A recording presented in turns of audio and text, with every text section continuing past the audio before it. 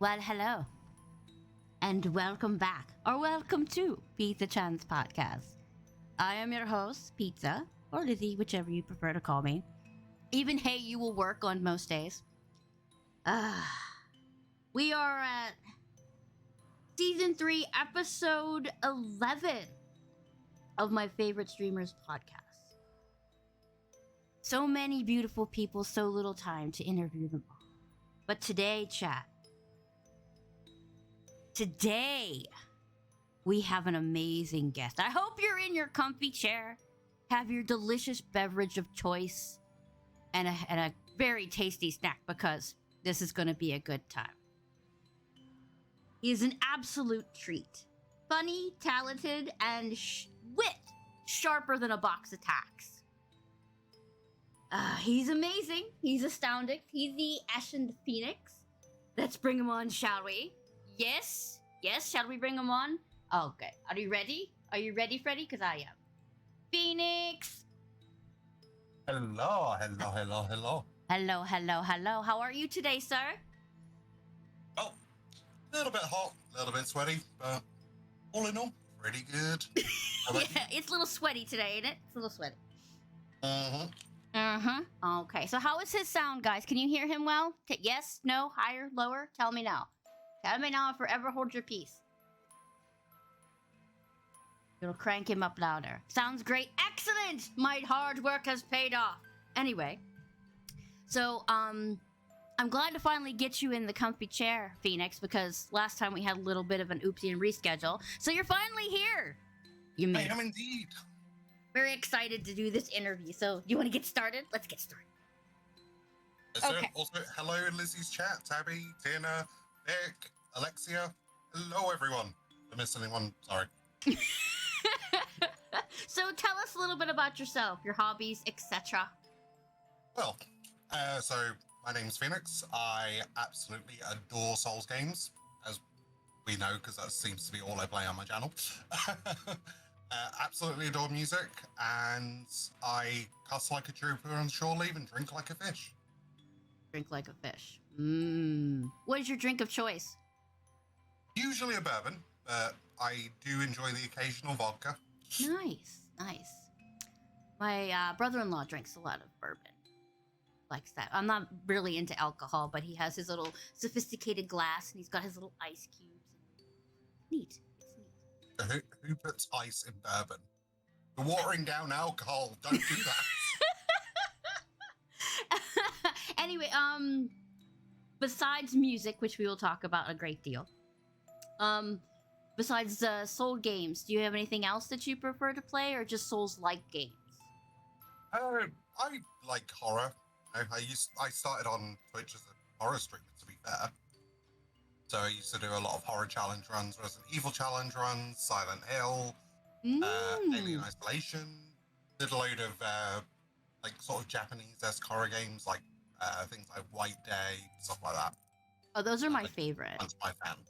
Yeah, those are my favorite. They give you this feeling of unease when you start them. It's like, I'm gonna pee my pants! It's so good. It's so good. I love it. So, Yep. Why did you start streaming?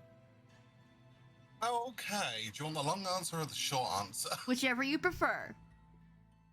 Alright, so the short answer was I came to Twitch in 2020. And if I remember rightly, I was in work one day, and I used to watch like gaming highlights on YouTube and stuff. And I remember coming across this GDQ run, and it was Alien Isolation any percent done, and it was literally for the new coronavirus relief thing that they'd set up. And I remember hearing the couch commentators talk. I was like, oh, these guys know a hell of a lot about this game. And bearing in mind, I'm a huge Alien nerd as well, so yeah, I ended up looking up one of the couch commentators on YouTube, not the actual runner, just the couch commentator. And there was like a whole load of these insane challenge runs that he'd done, and I'm a huge challenge run nerd, as we all know. So yeah, I ended up following that. Ended up going into YouTube, and I remember like typing a comment, "Oh, when do you stream live on Twitch? I want to try and make it." So I got told it was, usually like on a Saturday, and I was like, okay. So I made a Twitch account Mm-hmm.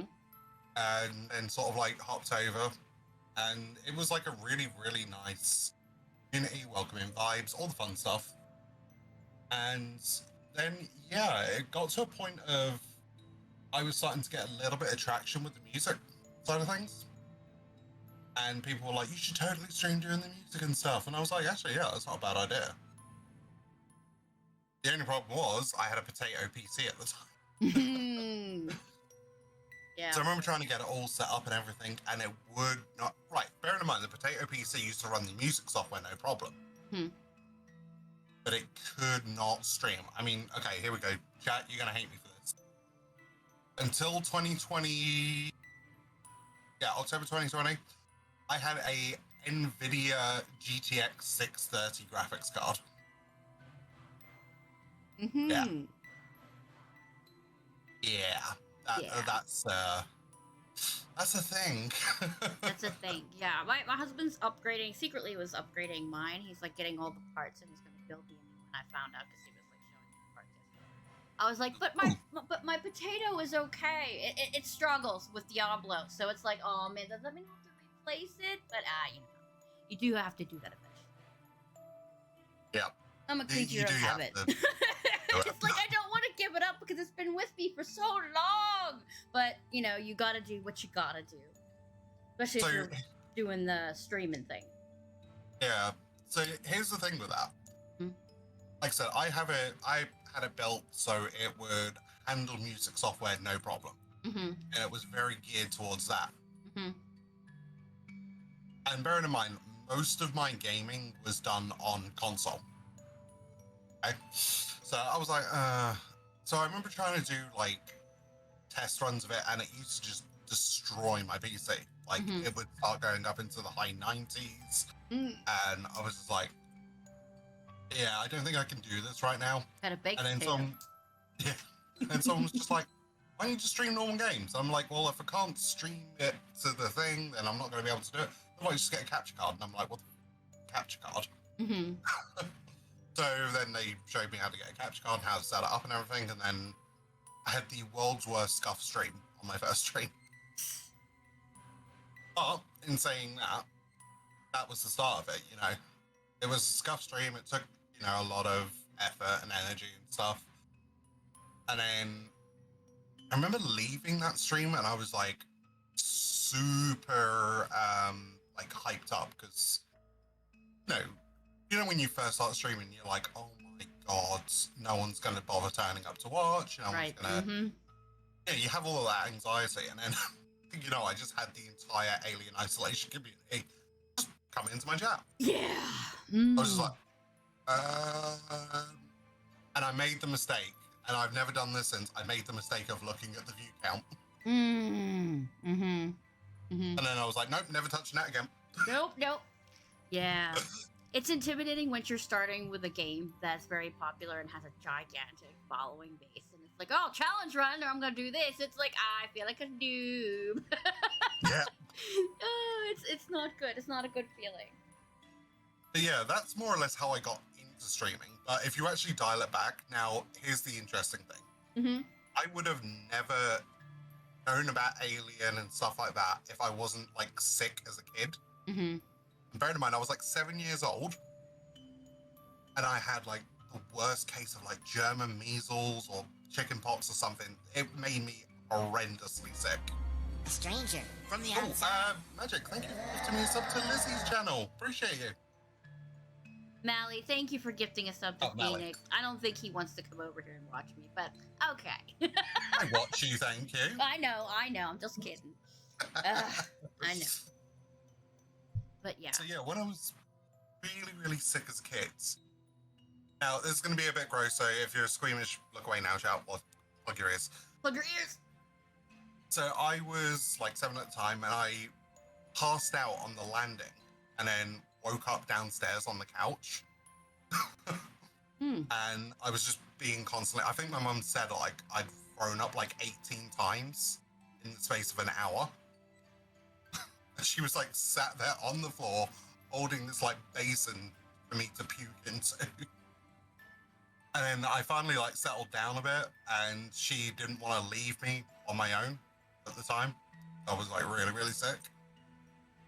So she put on a film to watch, and I woke up about 2 minutes into it, and it was Aliens. Good I choice.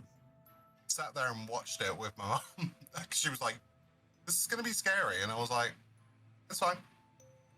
Because at this point I'd already played Resident Evil. Let's be real. That's good. So I remember watching it, and I just loved the concepts of it. You know, these xenomorphs that are evil.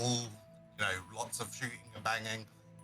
And then the very next day, I asked, could I watch Alien 1? Because I'd never seen it. And Mum was like, yeah, fine. So we watched Alien 1. And then from there, like, my love of Alien franchise grew. So, like, I played all of the Alien games growing up, including Alien Isolation, which is, like, probably one of my top 5 horror games. And then, yeah, that's literally what brought me to Twitch. So, the long version, thank you, Mother, for looking after me all those years ago. Right. Yeah, when I was a kid, I used to watch lots of horror movies. Like Dawn of the Dead was my favorite growing Oh, up, what a which film. is absolutely disgusting. It's like, you're 8 years old. Why are you watching that? Because I like it.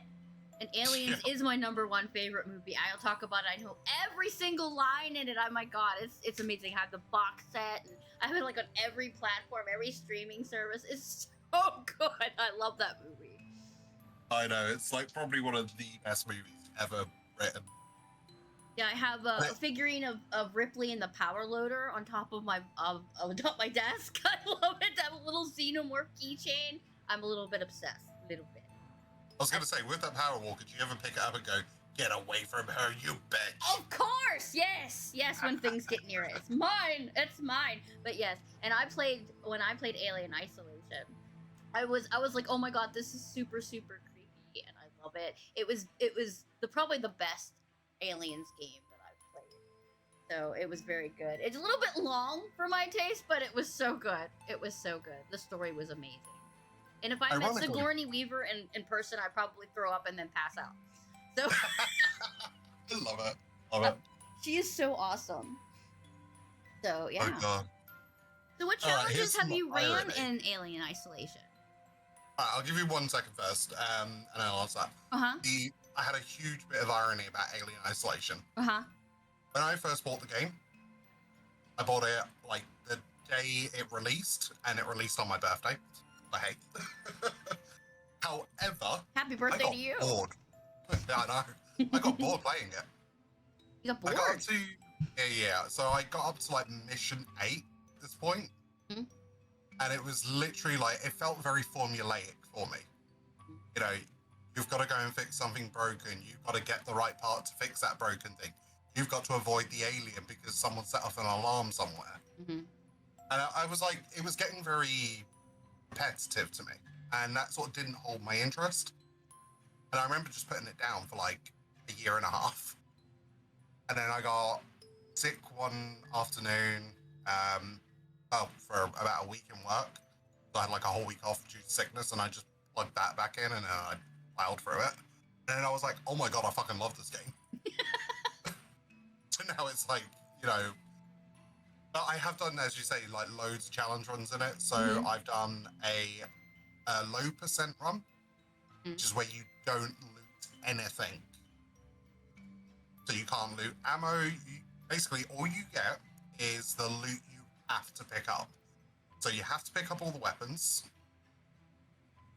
You have to pick up you have to pick up like the maintenance jack and stuff, but that is it. So whatever you get, that's all you've got. And that was difficult because obviously you can't pick up health kits, you can't craft. So you're kind of at the mercy of RNG, and doing it on Nightmare was terrifying. Haven't braved Nightmare yet. Haven't braved. But it's good. The only downside is you can't see your HUD. Yeah. So you're like, oh my god, what am I doing? Where's the thing? Yep.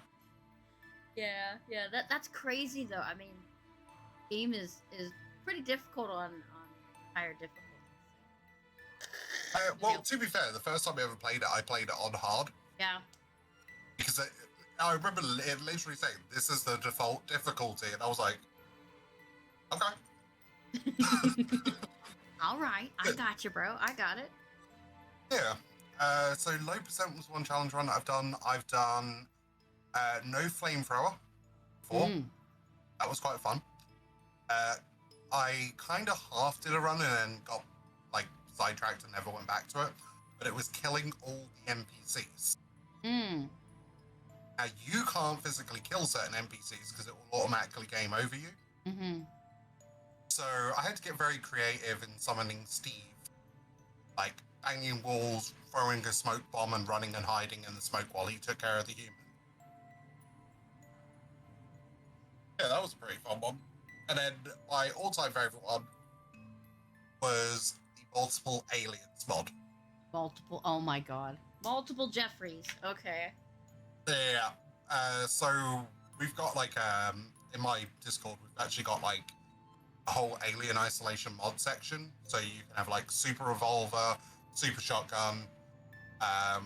There's multiple aliens mods. There's, I believe, like just crafting item mods as well, and a no percent mod where you don't get anything, including weapons. So you just have to make it through the game like terrified.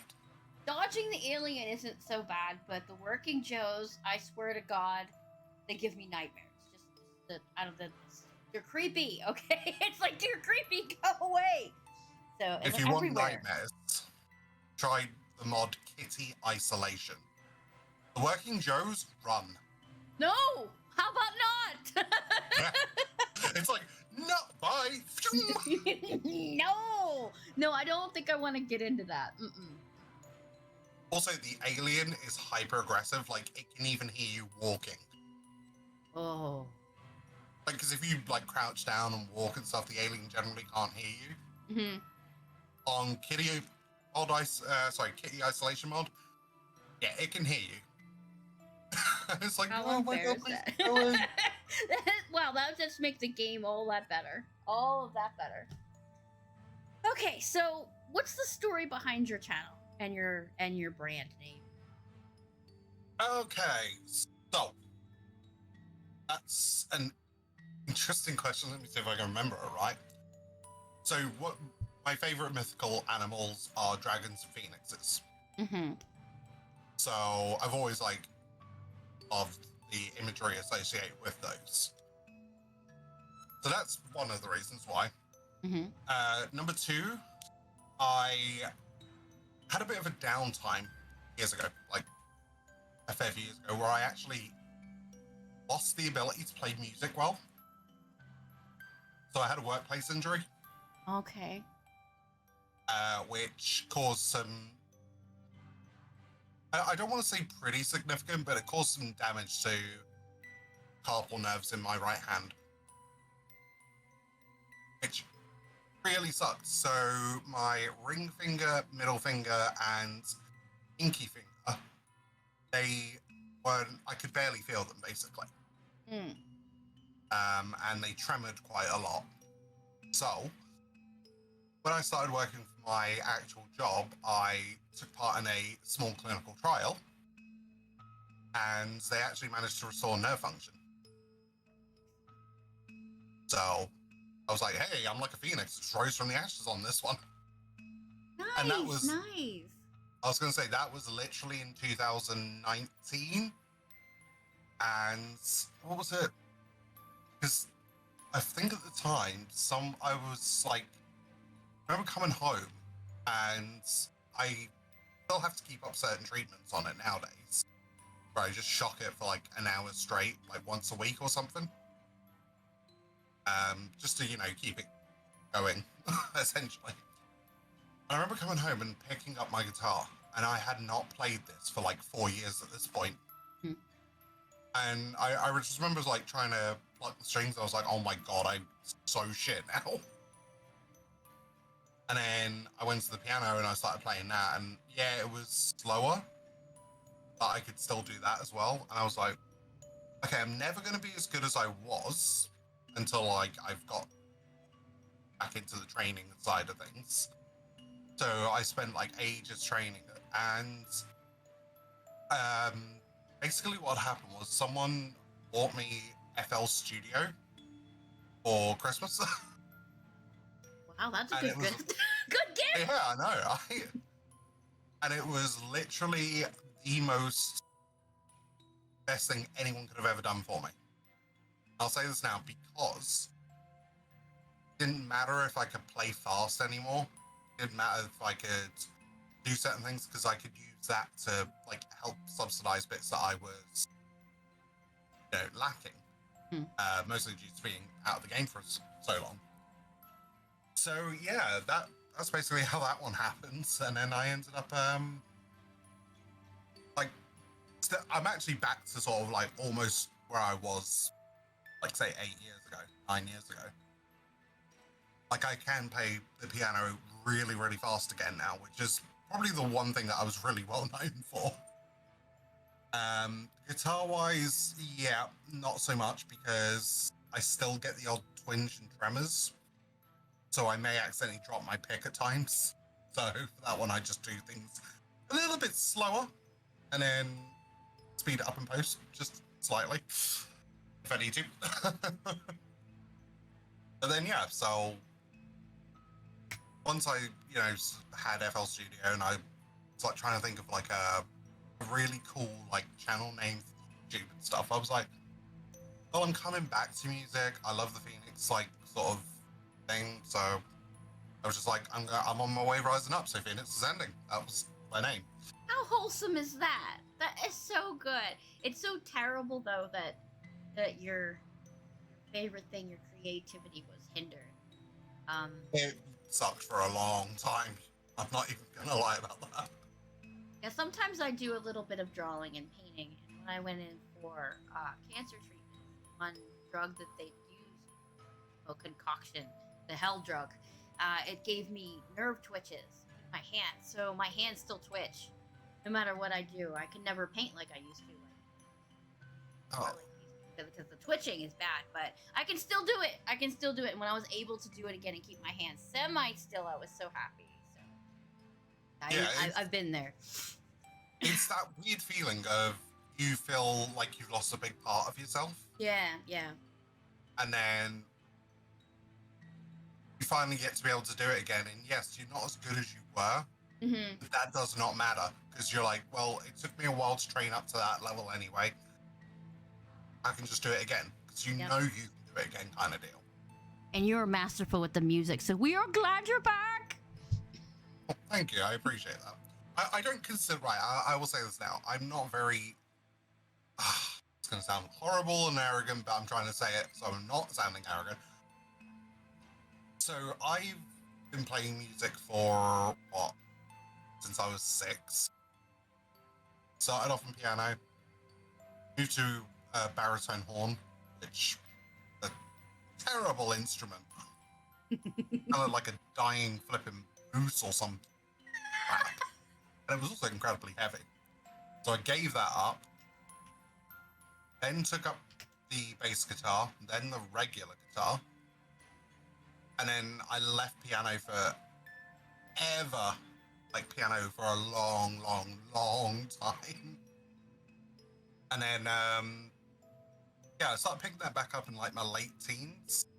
And then I just really threw myself into it. I actually managed to go from a grade 2 when I was 18 to a grade 8 by the time I was 20. And I was just like, well, shit, I've just done that in record time. You actually, before I even asked you the question, you started to answer it. You're on a psychic level with me, I swear to God. I was going to say, tell us about your music. What inspires you? When did you start creating? Well, I never actually started creating music until like my late teens. Because at the time, when you're in school, you want to be in a band and all this lot. Of course. All that fun. Yeah, all that fun stuff. You're not good. I'll say that. You're just not good. You think you are. You could do anything when you're a teenager. Yeah, exactly. You got that imagination to run wild. You think, oh my god, if I can get to just play one show, I can invite talent agents and stuff. Yeah, it doesn't work that way. Nope. Mm-mm. But it wasn't until I got to university that I started getting into creating music. And that's because I knew quite a lot of people doing film and television courses and so on and so forth. And they were always looking for like royalty-free kind of like music because you're not allowed to like put brand music in media products, obviously. Right. So people used to like say, "Oh God, have you got any like royalty-free music I can have?" And I'm like, "Yeah, sure." I would literally just whip them up. I'd say, "What do you want?" They'd be like, "Oh, we just need like a 30-second piano piece. Just need like a quick heavy metal sequence. We just need like something real chill and easy." I'm like, "I got you."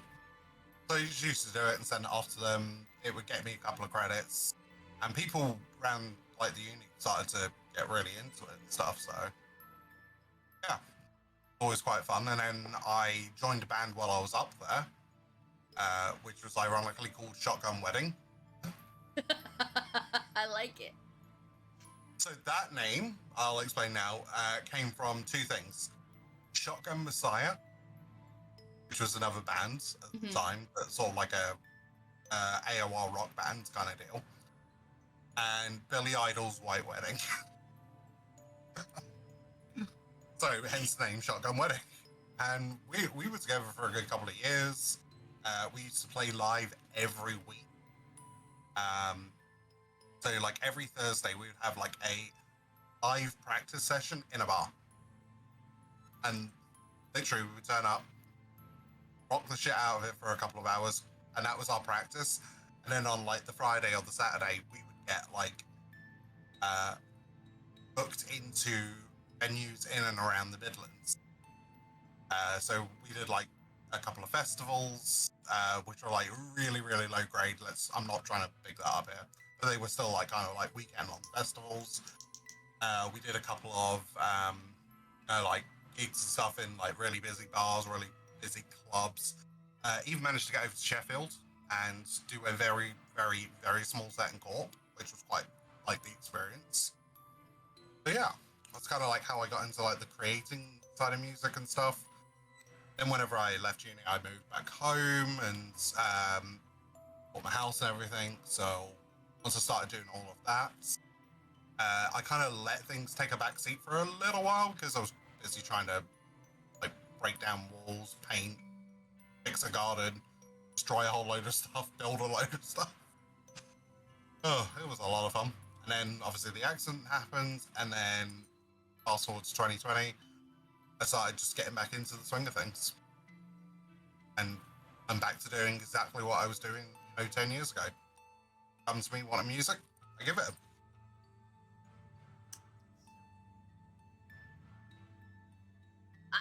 I'm just in awe because I have no musical talent at all. I mean, zero. All right, none. I can't even sing. I probably would crack glass if I tried to sing or play any instrument. I've got coordinated.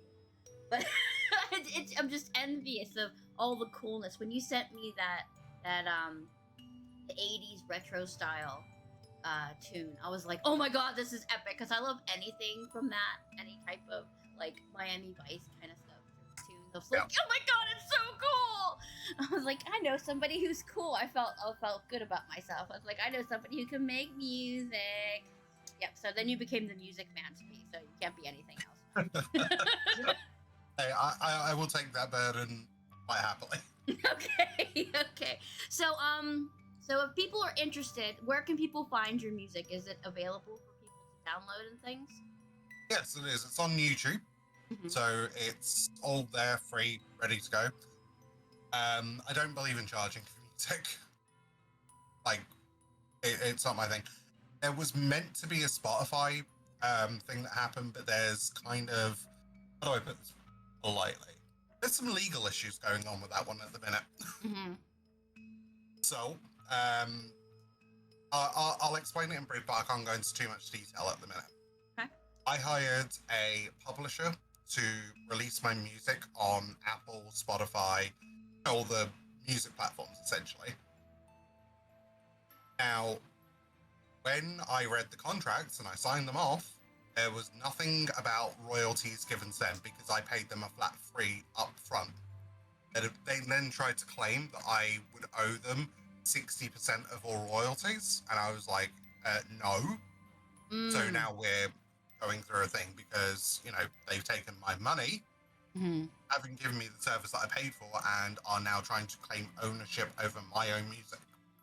We're so dirty. Yeah. So the nice thing is that is actually almost on its way to being fully sorted now. So it should be done by the end of the month. I'm then going to look at self-releasing on those platforms, and not go through a publisher because it suck. Yeah. I mean, here you are trying to be a good guy and let people have some copyright free stuff, you know, chill out, just put your music out there, and they gotta be chumps and do stuff like that. Seriously? Come on. All right. The good thing is, though, you can listen to it on the YouTube and stuff. You can still play it on streams or, you know, in the background stuff. It doesn't cost anything, you know? And that's one thing I've always been, like, really keen on, because you remember when Twitch went through that whole thing where it's like, okay, if you play anyone's copyrighted music, you're getting a copyright strike, blah, blah, blah, blah, blah. Yes. It makes us terrified of playing any type of music on stream. Well, here's the thing. We couldn't even play certain copyright-free musics anymore because certain artists at that point had then been signed to a record label, and those record labels then claim ownership over previous music, and it still appears on DMCA free lists, at which point you get that nasty notification. So my whole point is I like to create, and I will say this now, I pay for this out of my own pocket as well. So anytime that I want to do a cover song, for example, I will literally pay to get a license to do it, which then covers broadcasting. So if anyone else like went on to, I don't know, my YouTube and wanted to play, I don't know, we'll go with the Final Fantasy stuff, like any of the Final Fantasy covers, they can do that. They're not going to get charged for it or, you know, get a copyright strike because I've done everything above board and correct. And when it comes to my own personal music as well, and the only thing I ever ask of people is, going to use it, just put a, you know, little note in your chat or just a little thing somewhere saying, music provided by this dude, here's his channel, go follow. And that's it, you know? I'm all about giving credit to where credit is due, because artists, musicians, anybody like that, anybody who does hard work, and they're like, hey, I did this for you. You don't give them any credit, you're a pleb, okay? You know, because they worked hard and created this thing from part of inside of them. Because creators in general take a piece of themselves and put it into whatever they're making. So they're sharing that with everybody and when they're creating. So it's like, you need to not like say, yeah, I don't need to credit them because it's free. But yes, you do. You need to put credit where credit is due. Oh, my soapbox. Makes me angry. I mean, to be fair, I agree with you in every respect. I like to give credit to someone, even if it is for something like very minor. I.e., on my actual Twitch channel, I have a couple of people who have provided just random voice clips for me. And I give them a little shout out on my actual channel. So it's like, you know, when you scroll down to like the rules and stuff, yeah, it's there. It's like a little shout out. It's just, you know, provided sound effects. Oh my god, I have that too with my emote artists and everything. I have that at the bottom. It's like, these people are amazing, and I credit them there. So see, I'm not the only one who does it. I thought I was weird, but apparently I'm not. Well, to be fair, I did learn from someone very, very knowledgeable when I first started streaming. And that was Sarah. Oh, Sarah Avia, she's my idol. Yeah, Sarah's been a very good friend and mentor and all-round, like, amazing human throughout my whole Twitch journey. I'll say this now. And they've actually netted me more business through the music than... Didn't she do one of her tracks for her, was it for her intro or her trailer? I've done 5 tracks for her now, I think. Does some amazing stuff on her channel. So. Thank you. But she's also, put me in contact with indie game developers who have now hired me for their projects and quite a few other things. So it's like, hey. And it's nice because it's kind of like one of those things, like every now and then I'll just surprise her with a free song. I'm just like, yo, Sarah, there you go. She's like, what the fuck? She's I so did it amazing. the other week, actually. I love her. She deserves everything good. Everything good. 100% agreed. And the thing was, like I said, they've literally had me going from having like no clients to, like I said, I've gotten like 4 or 5 good commissions because of her recommendation. And including that long-term game project, which is, going to be amazing. Mm-hmm. So I was like, yeah, damn, I'm just going to do Sarah a quick, like, track, say thank you, free of charge, all that fun stuff. It's like, And if they do something nice for you, you do something nice for them. It's just... Exactly. And they've done a lot of nice things. They've modded for me since the very start of my channel. I remember asking them actually about that. I was like super nervous because I had 3 mods when I first started. I had Red Wolf, who joined Twitch around the same time as me, and he's always been like a hell of a good friend to have around. And he's kind of like me when it comes to modding. Very chill, very thing, but if you start fucking around with us, get ready for it. So yeah, I had them as a mod. I had someone who doesn't actually come on Twitch or YouTube that much anymore. I had them as mods, and I remember asking Sarah. It was like, he's trying to be really nice in DMs and be like, Sarah, can I ask you a favor? She was like, what do you need? And I was like, be a mod for me. And I was fully expecting her to say no, and she was just like, yeah, sure. Just don't expect me to be in the channel all the time. And I'm like, no, there's no obligations here. I was like, I really, really need someone with like big mod experience. Oh God, Miley, we fucking love the Rebel Phoenix mod combo. They're hella amazing. Yeah, we. I'm trying not to be arrogant about this, but yeah, me and Rebel literally are just like 2 tigers going at a antelope or something. That's what you need though in your chat. Nobody I've had in any of my my seasons have usually talk about modding, and that's very important to have a team to back you up. I think one person.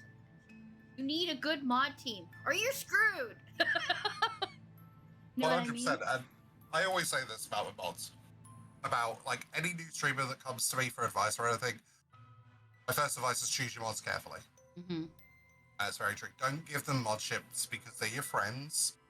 Give them mod ships if they value the same values of your channel.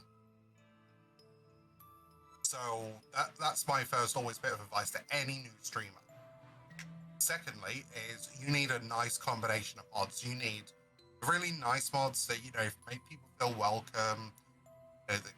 So, when someone comes into the chat and says, oh, hi, even if they're a long-time regular, the mods say, oh, hey, welcome in. Because it's inviting if the chat also helps bring new people in. Agreed. And, that's one of the very nice things. You then need the other side of the coin. You need the dick mod. You need the ball buster. It takes nothing from nobody. Which is usually me, and it's usually Rebel, because we have like very, very strict, I want to say like boundaries when it comes to our streamers.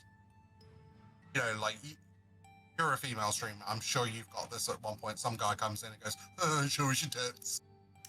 I don't have a face cam. So, no, somebody told me that my hands were fat. That was about it. So I don't usually see negative comments. They're usually gone in like 2 seconds. So I was like, what happened? And it's like, never mind, we deleted it. So I don't usually see anything bad. Exactly. And that's the sign of a good dick mod, because they will just stamp out that shit, no exceptions. Mm-hmm. There's none of this, I'm in a hurry and like, shouldn't really do that. No, it's get the fuck out.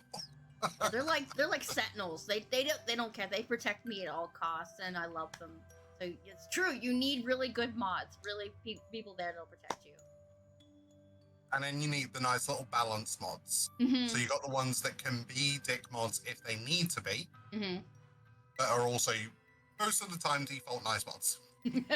So you have a tier list. Yeah, exactly. I like it. I like it.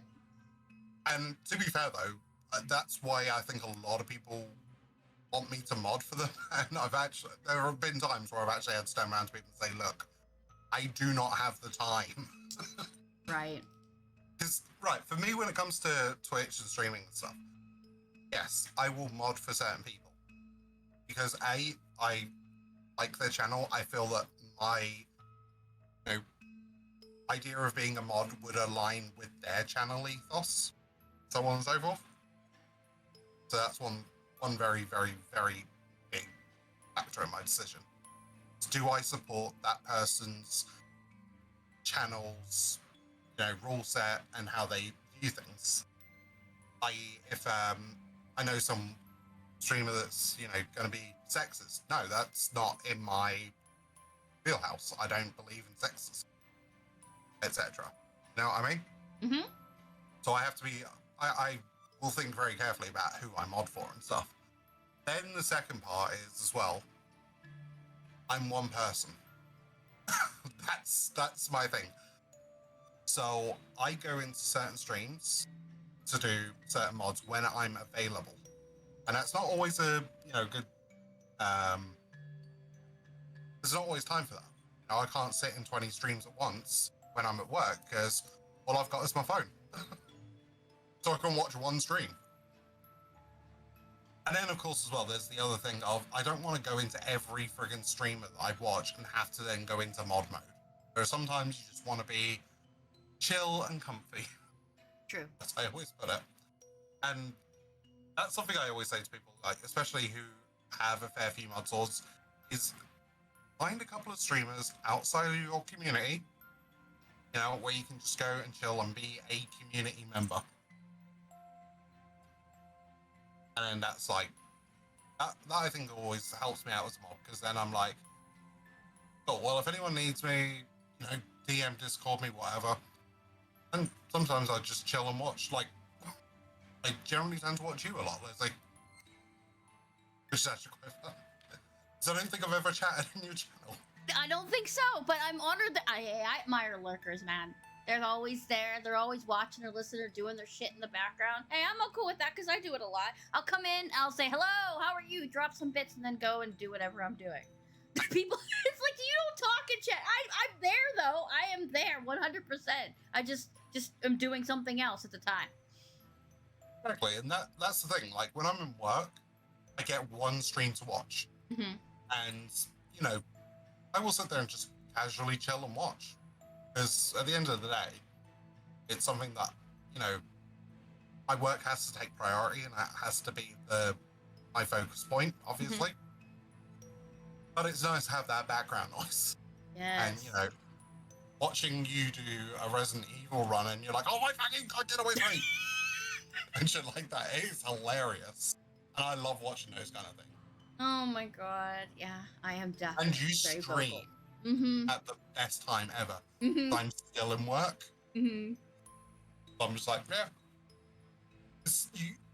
Right, I don't have like an immensely huge follower list. I've got maybe 100 people on mine that I follow. Mm-hmm. Now, the thing is, a lot of them are like West Coast, USA streamers. Australian. Oh, yes, the Australians. I think I have 2 of those. It's like, I gotta get up really early to watch them. Yeah.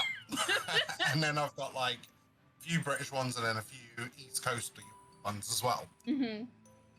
And I'm not interested in certain titles, obviously. Mm-hmm. Like if I see someone doing Plate Up, I'm not really going to watch that. Mm-hmm. Because I would literally be like, oh, someone else is doing Dark Souls, or someone's doing Resident Evil, or someone's doing, Final Fantasy.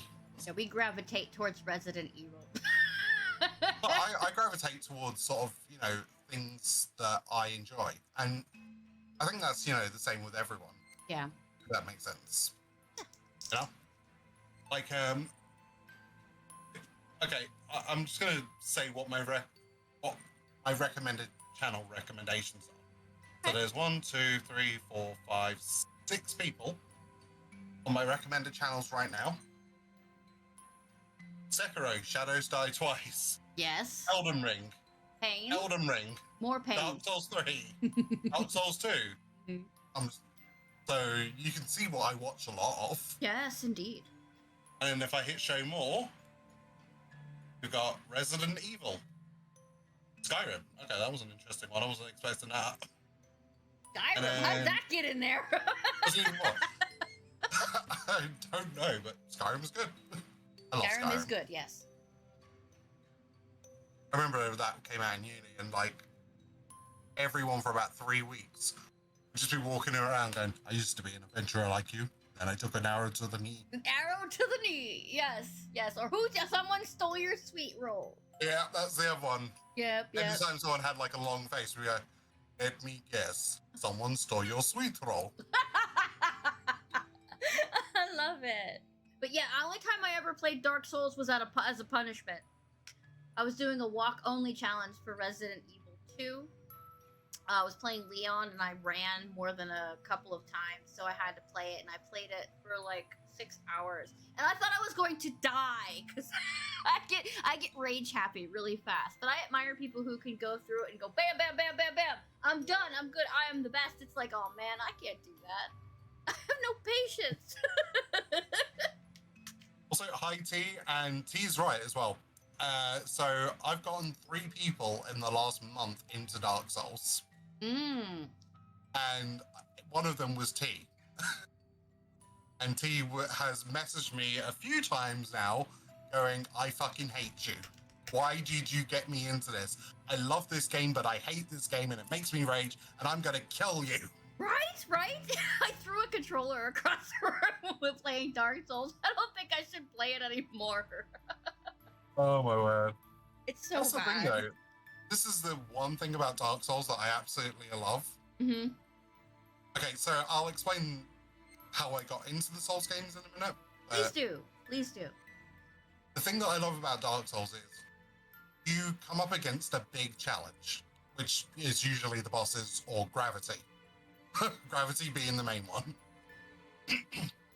However, once you overcome something, you actually get a good rush feeling. You're like, oh my god, I finally fucking did it. Mm. And you get to the next boss and you're like, oh my god, I'm gonna fucking lose my shit. And then you beat it and then you're like, yes, I fucking did it. Fuck you, bitch. And then you're like, let's go again. And by the time you get to the end of the game, you're actually like, I really enjoyed that. I want to do it again. It's so bad, but that's literally what it's like for me. Like, when Elden Ring came out, I remember playing it with Red Wolf and Jen privately in the Discord for ages. And we got to this point of where the enemy started getting super tough, and I think they heard me say the C word about nothing short of 200 times in one day. Using it as punctuation, are you? Yeah. Because I kept dying to this one friggin' boss, and it was so painful. And then I finally did it, and I was just like, that's what you fucking get, you! And then C word.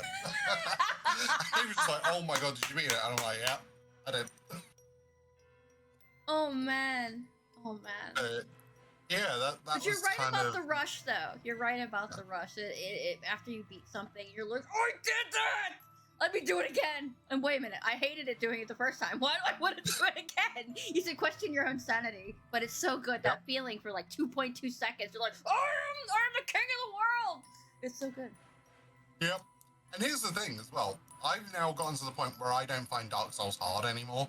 Mm. So I now do stupid challenge runs, just to up the ante a bit. So I did one, I think, the other week, which was hilarious. And it was Dark Souls Basic Bitch Run, I called it. Mm. And it is, you have to play the game with only your starting equipment. Oh. So you can like go and get a good weapon and upgrade it that way. No, you started with a longsword, you're stuck with the longsword. Actually, that one worked out to be interesting, and it was a lot of fun because like, okay, I've got to go this way first, then route this way. And then I was like, wow, you can get really overpowered before you even get to like the first part of the game on a basic weapon. Mm-hmm. So yeah, that was a lot of fun. Yeah, when you streamed the other day, I was like, I missed it. I'm at freaking work. I was so mad. I was like, damn it, he's streaming. I was like grumping at work. It's like, what's wrong with you? Nothing. My favorite streamer's on. And keep in mind that the people I work with are like 50 and older, so they don't understand the streaming regime. So it's like, yeah, never mind. You're not gonna get it.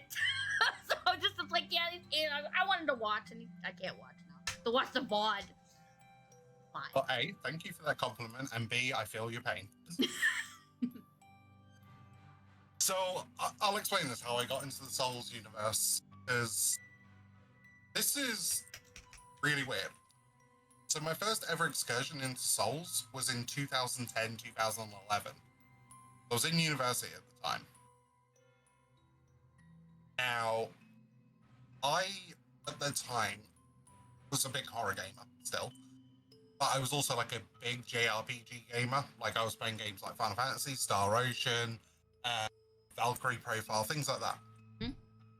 So absolutely adored JRPGs. And I used to be part of like this Facebook group when I had Facebook. And people, you know, would give recommendations and stuff. And someone called Lisa gave me a recommendation for Demon Souls. Yeah. So I'm sorry, like, you can't see my face. My eyeballs just got real big. I was like, you can't see what I'm doing. But I just went, oh no. Yeah. Oh no is right. So I went out and found it in like my game station store, and it was like a tenner. I was like, hey, why not? It's only a tenner. Took it, bought it home, put it into my PS3 at the time, and I was like, okay, let's do this. Dead. Much dead.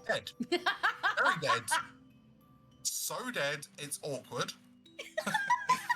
And it just kept going on. And then I finally beat the first boss. Okay? Mm-hmm. And I was like so elated about it. And I started going off in the other direction. Because at this point, you couldn't level up. Because the first time you get to level up is after you defeat the first boss. And I didn't know this. Because Souls games don't give you a lot of direction. So I walked over to the next place, and immediately someone invaded me, killed me, and stole my shit. Yeah, that's karma there. It's like, yeah, I went all of that super. I worked really hard to get that, and then you die. It's great. Yeah, especially because they didn't have like what we call the level adjustment at the time. Mm-hmm. So nowadays, if you get invaded by someone, they're usually 10 levels above you or 10 levels below you. They're not like in that like thing where they're super overpowered and you're underpowered anymore. You couldn't turn off the online mode in Demon Souls. So every time I went through this fucking place, he would invade me and just kill me and take my shit and then wait for me to start again.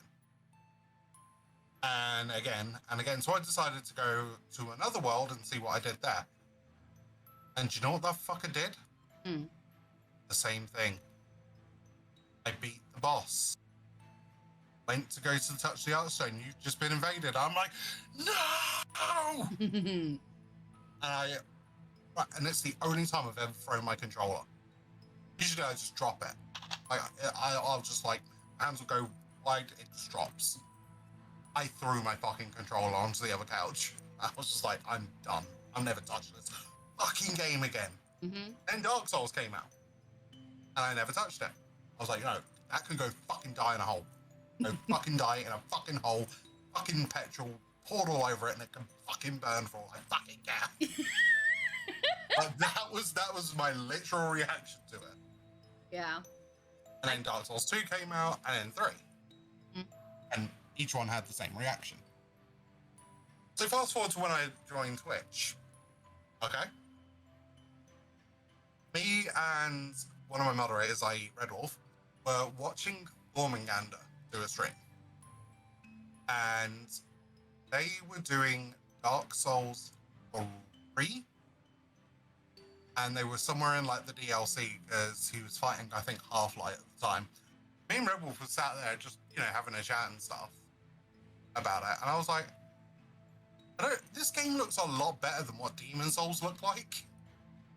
And we kind of was just like, you know what? Should we try it just for the crack? So we ended up going to like one of those CD sites or something, and we got all 3 games in a bundle for like 25 quid. All games, all DLCs, everything. And we just started playing it like together. We did like a parallel playthrough. We were like sending messages back and forth on Discord.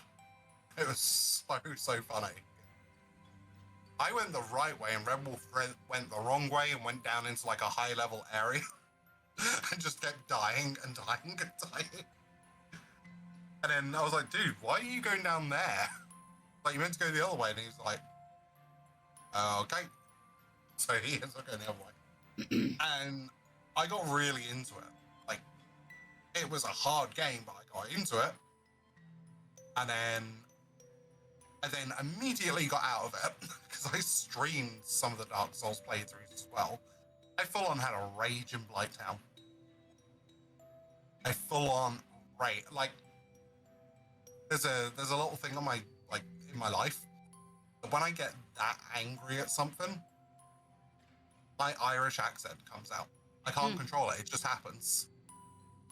So, and that also happens when I'm like really, really, really drunk. Like, you will full on hear an Irish phoenix. It's not a pleasant thing to hear. So yeah, I went through, did all the Blighttown stuff, raged, left it alone for a couple of weeks, came back to it, carried on doing it. And I remember getting to the end of the game and I was like, this is fucking amazing. Oh god, it was so good. And then tried playing Dark Souls 2. I initially hated it because it changed a lot of the game mechanics. It added some cool ones in, but it did change a lot of the game mechanics. So I was just like, well, is it going to be bad if we have to skip it over? Apparently no. Storyline for 1 continues in 3, but there's like allusions to the storyline from 3 and 2 and from 2 to 1. But you're not missing out on anything, mate. So played Dark Souls 3 and I fucking love that game so much.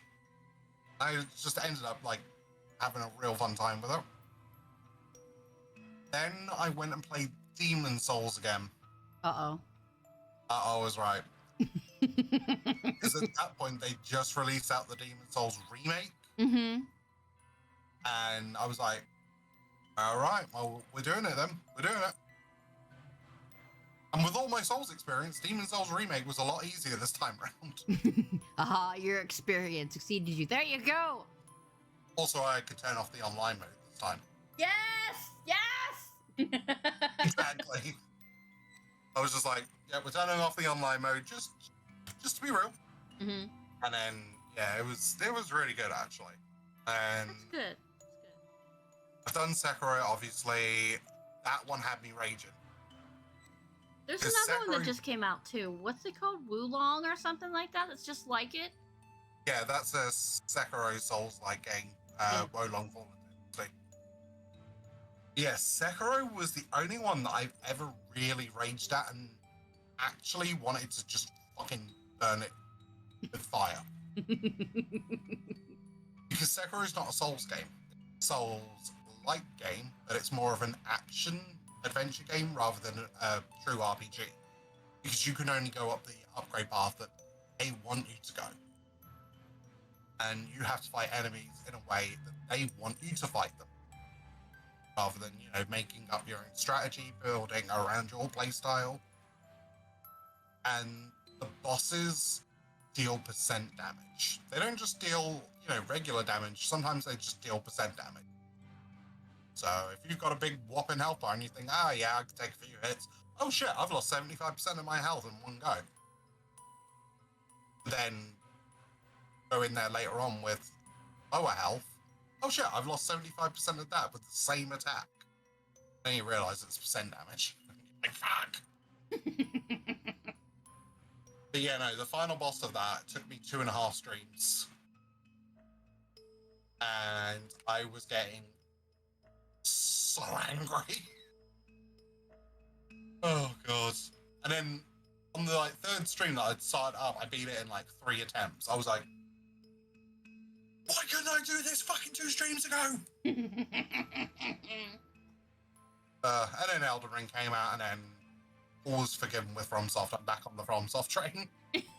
Yeah, I know a lot of streamers who do that.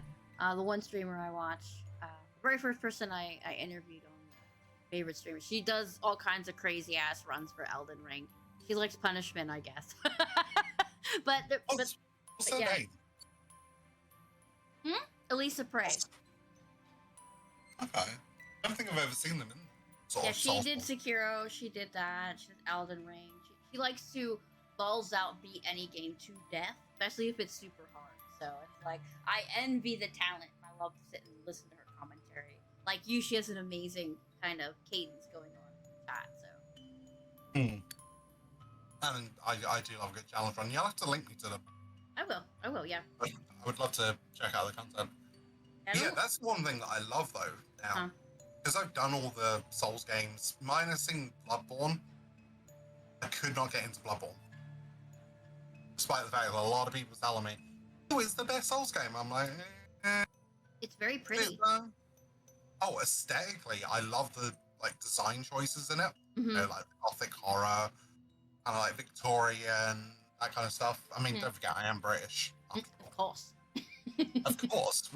We have to have our cups of tea with our Gothic architecture. But I do love like the design of it and stuff. I just don't know if I want to. I don't know what it is about the game. I don't like how some of the mechanics work. I think that's what got me with Sekiro as well. I love the game design. I actually love the story of Sekiro. I just really dislike the game mechanics. That's why that's my least favorite game I've played. Like if I had to like tier rank every Dark Souls game, Soulsborne game, it would be Dark Souls 1, Dark Souls 2, Dark Souls 3. In that order. Yes, I know, Dark Souls 2. It's weird. I've actually grown to love that game. I hear people don't like that one as much. That's the thing. You will all feel that if you ever play it. It's like, it's not the greatest game. By the time you get to the end of it, you're like, wow, that's a lot of content that they put in there. Like, it actually has the most content of all the games, apart from Elden Ring. So, yeah, for what they gave you in that for the price, very, very, very well worth it. Demon Souls. No, sorry, Dark Souls 1, 2, 3, Elden Ring, Demon Souls, Sekiro. That's my tier list. Nice. Yeah, I'm not all about the super, super difficult games. I think the only one that I'm doing so far is GTFO, and that's Tabby's fault. I was going to say, is that a Tabby thing for GTFO?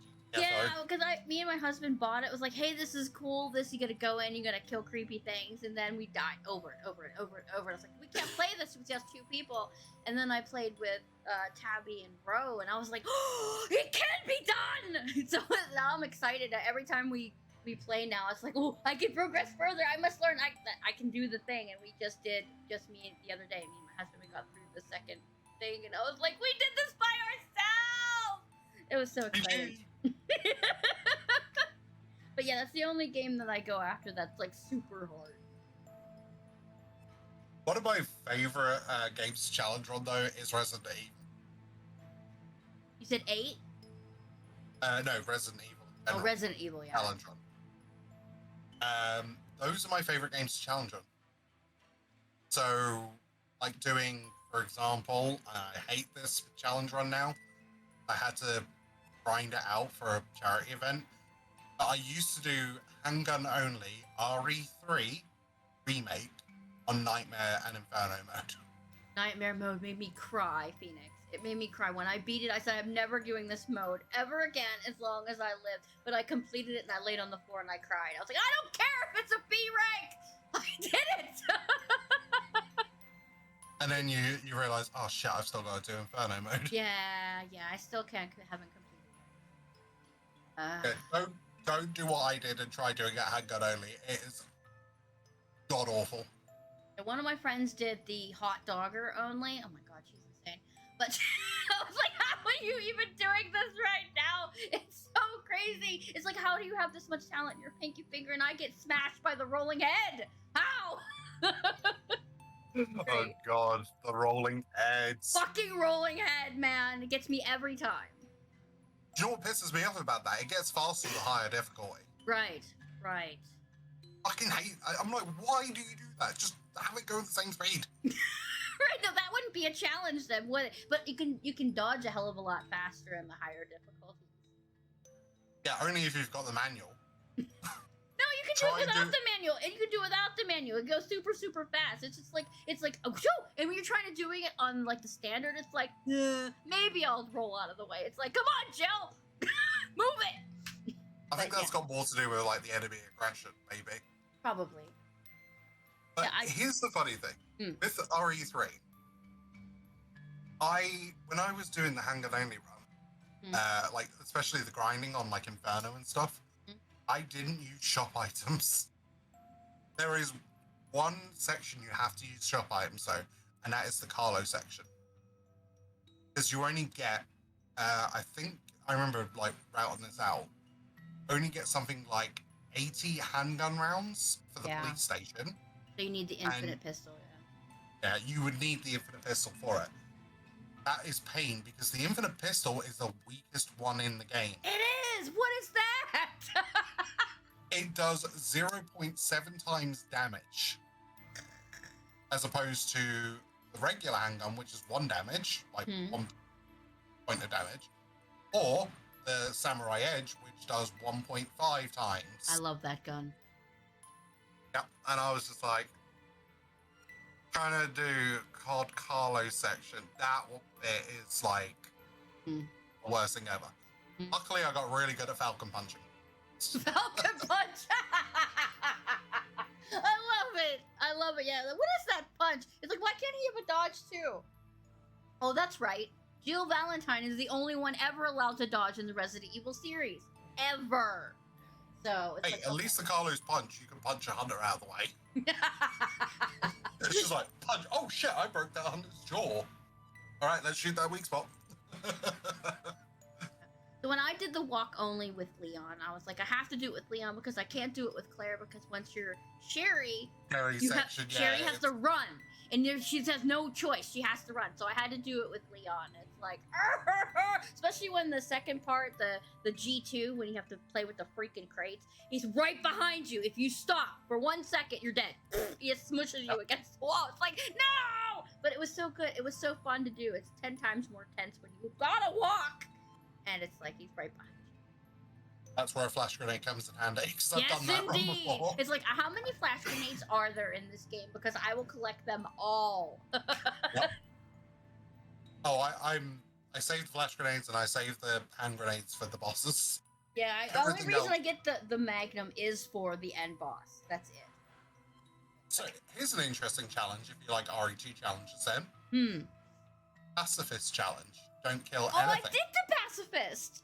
Oh, you have? I completed it, yeah! I did the pacifist. My next one is going to be the no mixology, where you can't mix the herbs. You have to just take whatever healing items you find as given. Could be pretty cool. A stranger from the outside. Hey, Mikado, thank you! Welcome on in, buddy. And thanks for the gift sub. Anyway, but yeah, I wanted to try that, where you can only pick up healing items as you go. Yeah. I have to say, though, my favorite challenge run I've ever done in a Resident Evil game was RE1 blindfolded.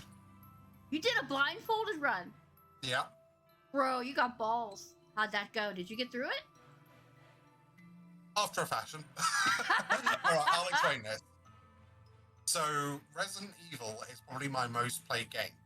Mine too. Ever. Like, I have... If I had to total up, I probably have like more than 4 or 5k hours in that game alone. It was I wish I would have seen that. The blindfold would have been epic to watch. See, Tino, she was watching it at the See, time. now I'm really jealous because somebody else saw it and I didn't get to see it. Oh, Well, you might do at some point. I'm thinking about bringing it back.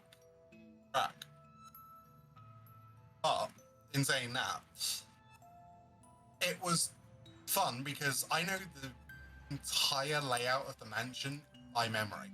are you talking about RE1, the first one? Yeah. Okay. So I know the entire layout by memory. I know how many. Now, this is how much of a nerd I am. When I was younger, I got diagnosed with insomnia. So I have like real bad trouble sleeping. And when you're a 14, 15-year-old kid, there's only so many times you can watch the same DVDs, read the same books, play the same games without going crazy. So I decided one day to do the entire blueprints of the Spencer Mansion. And I actually designed the entire Spencer Mansion by a blueprint. So if I ever like win the lottery or something, I'm so building that house. Traps included. Traps included. So just be careful of that crushing room. Yeah. Don't take it. But, Don't go in there. I have done every single game mode in that before. I've done Invisible Enemy, I've done Real Survival, I've done Hard Mode difficulty, One Dangerous Zombie mode. I've done knife only, handgun only, you name it, I've done it. So, I was like, okay, time for the ultimate challenge. Let's do blindfold only. Basically Invisible Enemy, but you can't see where you're going. Mm-hmm. So, a lot of it is memorizing your step counts. So, you know, when you get into the Great Hall and go into the dining room, you know, it's exactly 13 steps to that door. And a lot of it is walking only. You want to actually count, like, the steps as you walk. So, did that. That was fun. And then, I think when I got to the labs was where it all went pear-shaped. Because I'd been, like, doing it like a sort of like a prep, you know, when you prep for like runs and stuff and you grind a little bit just to see if it's an actual viable thing before doing it live on stream. The one part that I did not rehearse well was the labs. So I was like, I know the rough step counts and stuff. And then I got screwed because of inventory management. Because again, I had everything memorized, including what things go where in the item box. So I knew every time I opened an item box, I had to count down, because you hear a little click each time you scroll down. So I knew exactly where I was getting in the item box, where I was putting things, what was coming out with me. And I got horribly lost in the Chimera route because someone hit me with like a scare donor or something. I can't remember what it was, but it threw off my step count and I couldn't remember where I was. I was starting to get attacked by chimeras. So I kind of hoped and prayed, managed it. Don't know how I did it, but I managed it. And then running around like button mashing to find this fucking door. So then I was like, right, if I go outside and I hear music, I know exactly where I am. If I go the other side and hear steam, I know exactly where I am then. And it was like 5 minutes of me button mashing and wall pumping to find the door. Crazy. Epic, but crazy. Yeah, and then the keyboard got me when you have to type in the username and passwords. Mm-hmm. And I got stuck on that for like 20 minutes because I couldn't remember how the keyboard was laid out. I was like, shit. So I was like, oh god, I finally got that one figured out, and then I forgot to use the key. So you have to get like one of the keys that opens up 2 doors in the lab, but you only need to go through one of the doors. So I did that and forgot that I needed to open the other door. Got up to the tyrant room and my inventory was messed up because of that key. So yeah, I nearly died to the tyrant. That's so cool, though. That's really, really cool. Oh, and I did it on normal as well. I didn't even bother doing it on easy. I was like, oh, okay, I'm screwed. No, we're just gonna go balls out on this. We're just gonna do it this level. I think that's Okay, really perfect. cool. That's cool. And as usual, Yeah, chat, I apologize. I have wandered off the path because we started talking about Resident Evil. I have this problem. When I start talking about Resident Evil, I don't shut up. That's not a bad thing. It will never go away, I swear to God. This love for Resident Evil is like ingrained in my DNA. So if somebody says Resident Evil, I'm like, yo, I'm there. Well, let's see. Captain going to do a Code Veronica remake? Not yet. Also, do you know what the working title for Resident Evil 9 is called? Mm-mm. Resident Evil Apocalypse. Did they learn nothing from the films? Apocalypse. That's its working title, and I'm very scared. Yeah, they better redo the Code Veronica, or I'm gonna seriously be angry. See, that's my favorite Resident Evil game, Code Veronica. It is a diamond in the rough. I swear to God, the controls are jank as hell, but it's such a cool game. Yeah. It's also the hardest one to challenge from. It's pretty long, too. It and Resident Evil 4, I think, are neck and neck in time. Yeah. Resident Evil 4, you can do roughly in like 2 hours. Mm-hmm. But that's with like full-on speedrunning strats. Right. Resident Evil Code Veronica speedrun is roughly around the 3-hour mark. Yeah, it's long as hell. But it's also the one challenge run that I've done on there. This was way before I went on Twitch. And I really wish I'd learned this like while I was doing it on Twitch, because I did a damageless run on that game. And I was like, damn it. It has one of my favorite bosses, the Nosferatu. I love that boss. I don't know why. He's just really cool. He has his own really cool, creepy theme song, and I love it. It's one of my favorite tunes. All Try the killing music him in Code knife Veronica is good. Yes, it is. It really is. But yeah, so I better stop talking about Resident Evil. These questions. So what's next for your channel, Phoenix? Are you coming back as a streamer? Are you gonna do some music streams? What's going on? Tell us. We wish to know. So, I actually do have a couple of things planned. Excellent. Now that life has calmed down a lot for me, because there was some stuff that happened and life kind of got in the way. Mm-hmm. Life does that. Likes to kick you with steel toes. It does. It really does. Mm-hmm. So, I'm actually in the middle of recording a couple of episodes of my stream that I'm going to have edited and sorted out into like YouTube content videos. Mm-hmm. So I'll be starting up a second YouTube channel, which one of them will be obviously for gaming. Okay, one for music, one for gaming. Yeah, because I don't want to do like a stupid thing and put it all onto one channel. Mm-hmm. And there's a reason for that. If I throw my gaming content on a music channel, I'm going to lose a lot of subs. Mm-hmm. And it's going to tank my already shit algorithm further, because people aren't going to want to click on it, and then, you know, all that fun stuff. And likewise, if you start getting traction with content and you release that music on it, people aren't going to click it, and then it's just still going to screw you. Mm-hmm. So I'm keeping the music channel, and I'm starting up a gaming YouTube where I'll be doing quite a lot of fun Dark Souls challenge runs. On there, there'll be some other fun challenge runs as well, like some Resident Evil ones. I will be redoing the Resident Evil Blindfolder run at some point to go up on there. Excellent. So, yep. And the nice thing is, Twitch gets to see it all first, and then YouTube gets to see it all afterwards. Nice, yeah. And yeah, so I've got a cracking editor to help me out with some editing stuff.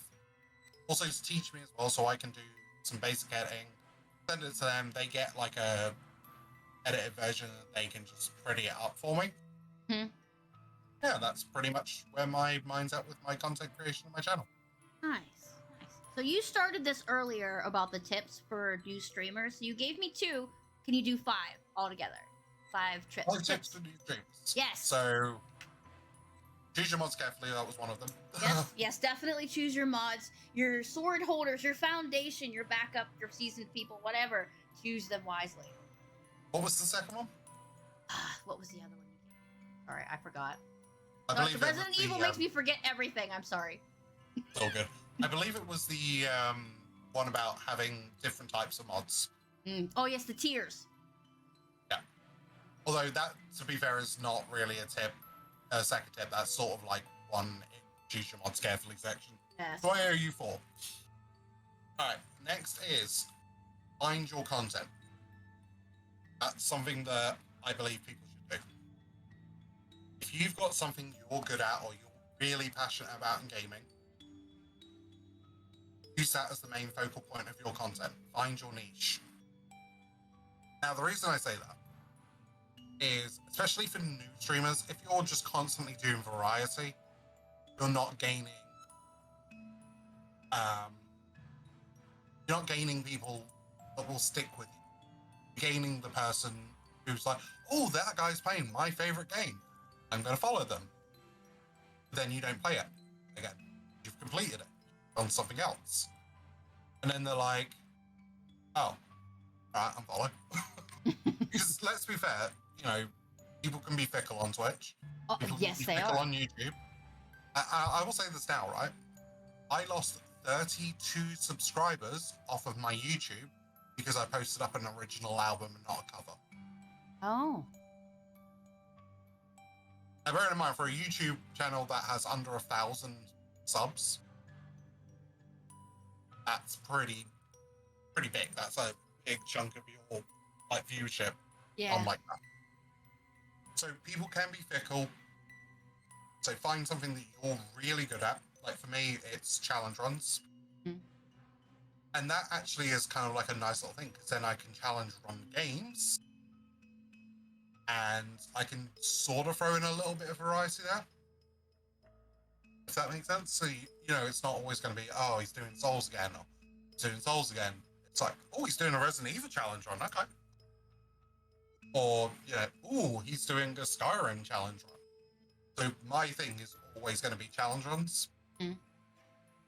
And it's, there will be there will be Souls content for the majority of it. Some of it will be some Resident Evil content. That'll be the second main one. And then, from there, I'll go on.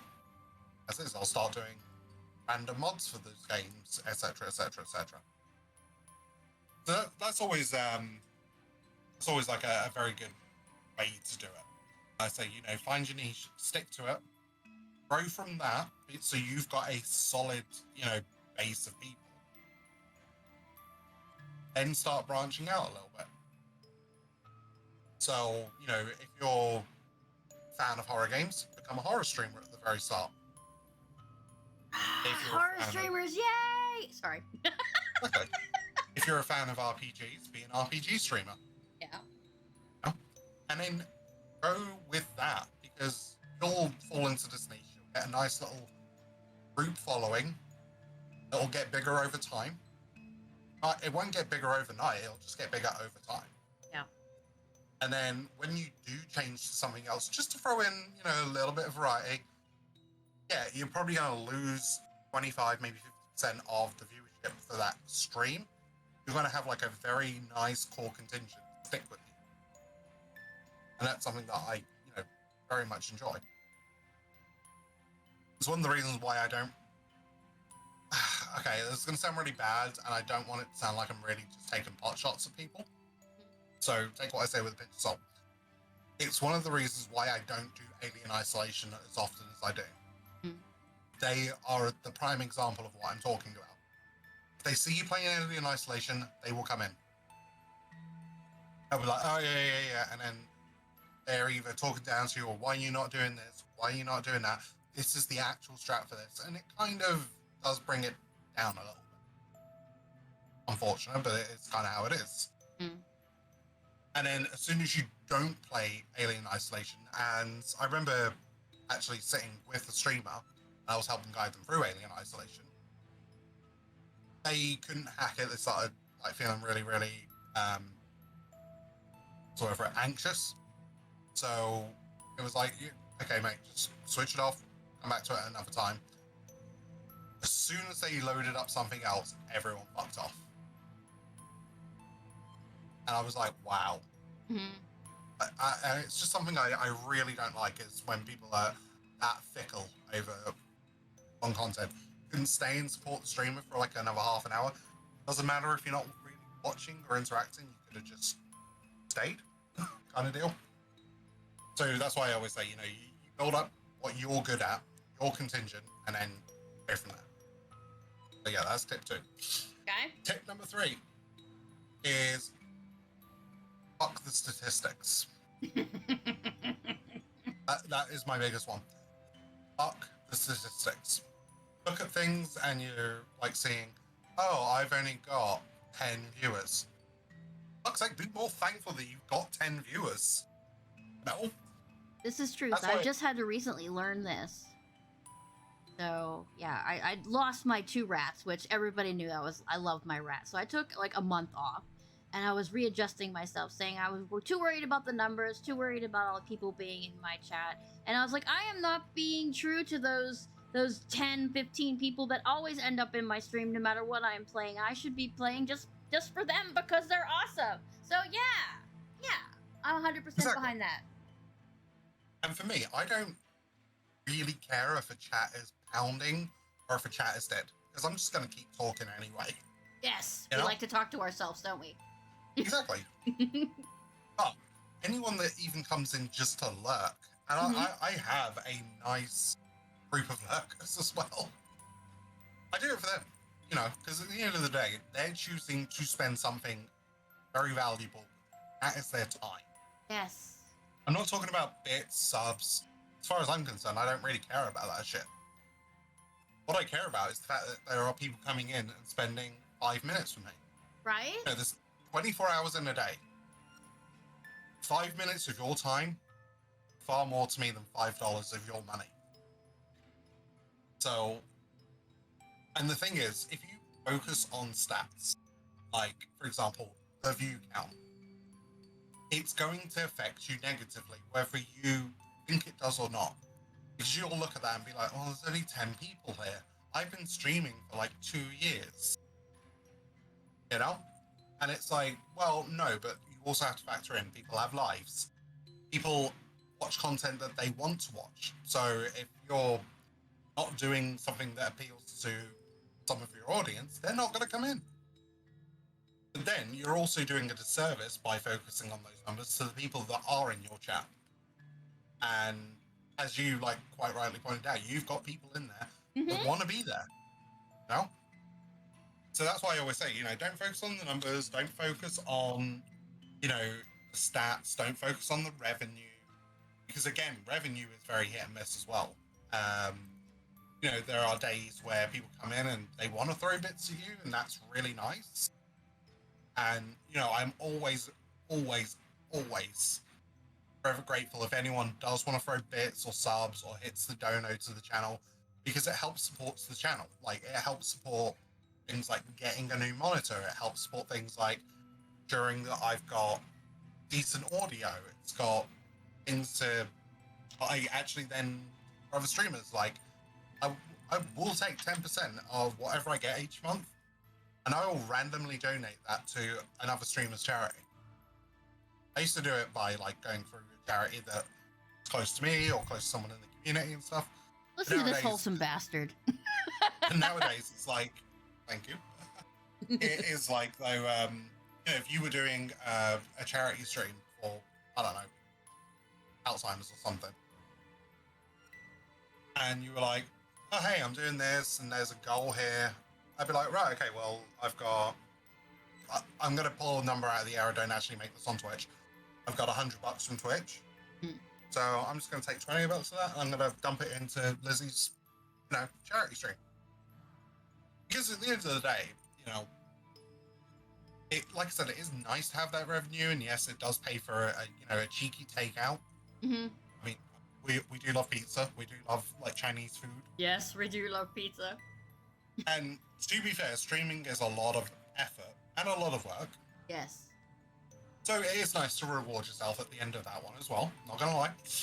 But then it's nice to, hit someone with a couple of gift subs, paying that love forward.